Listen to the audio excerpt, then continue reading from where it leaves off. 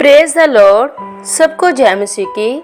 Bible गाथा channel में आप सब लोगों का स्वागत है। मेरे प्यारे भाई बहनों, आज हम नीति वचन अध्याय 8 पढ़ते हैं। क्या बुद्धि नहीं पुकारती है? क्या समझ ऊंचे शब्द से नहीं बोलती है? वह तो ऊंचे स्थानों पर मार्ग की एक और तिरमुनियों में खड़ी होती है, फाटकों के पास नगर के पैठाव में और द्वारों ही में वह ऊंचे स्वर से कहती है, हे मनुष्यों, मैं तुमको पुकारती हूँ और मेरी बात सब आदमियों के लिए है। हे भोलो, चतुराई सीखो और हे मूर्खों, अपने मन में समझ लो। सुनो, क्योंकि मैं उत्तम बातें कहूँगी और जब मुँह खोलूँगी तब उससे सीधी बातें निकलेगी, क्योंकि मुझसे सच्चाई की बातों का वर्णन होगा। दुष्टता की बातों से मुझको घृणा आती है। मेरे मुंह की सब बातें धर्म की होती हैं। उनमें से कोई टेढ़ी व उलटफेर की बात नहीं निकलती है। समझ वाले के लिए वे सब सहज और ज्ञान के प्राप्त करने वालों के लिए अति सीधी है। चांदी नहीं, मेरी शिक्षा ही को लो और उत्तम कुंदन से बढ़कर ज्ञान को ग्रहण करो, क्योंकि बुद्धि मूंगे से भी अच्छी है और सारी मन भावनी वस्तुओं में कोई भी उसके तुल्य नहीं है। मैं जो बुद्धि हूँ सो चतुराई में वास करती हूँ और ज्ञान और विवेक को प्राप्त करती हूँ। यहोवा का भय मानना बुराई से बैर रखना है। घमंड, अहंकार और बुरी चाल से और उलटफेर की बात से भी मैं बैर रखती हूँ। उत्तम युक्ति और खरी बुद्धि मेरी ही है।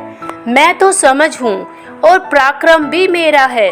मेरे ही द्वारा राजा राज्य करते हैं और अधिकारी धर्म से विचार करते हैं। मेरे ही द्वारा राजा, हाकिम और रईस और पृथ्वी के सब न्याय शासन करते हैं।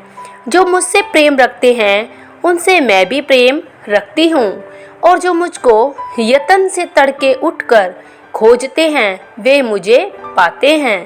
धन और प्रतिष्ठा मेरे पास है, वरन ठहरने वाला धन और धर्म भी है। मेरा फल चोखे सोने से वरन कुंदन से भी उत्तम है, और मेरी उपज उत्तम चांदी से अच्छी है। मैं धर्म की बाट में और न्याय की डगरों के बीच में चलती हूँ, जिससे मैं अपने प्रेमियों को परमार्थ के भागी करूँ और उनके भंडारों को भर दूँ। यहोवा ने मुझे काम करने के आरंभ में वरन अपने प्राचीन काल के कामों से भी पहले उत्पन्न किया। मैं सदा से वरन आदि ही से पृथ्वी की सृष्टि के पहले ही से ठहराई गई हूँ। जब न तो गहरा सागर था और न जल के सोते थे, तब ही से मैं उत्पन्न हुई। जब पहाड़ व पहाड़ियाँ स्थिर न की गई थी, जब यहोवा ने न तो पृथ्वी न मैदान न जगत की धूलि के परमाणु बनाए थे, इनसे पहले मैं उत्पन्न हुई। जब उसने आकाश को स्थिर किया तब मैं वहाँ थी।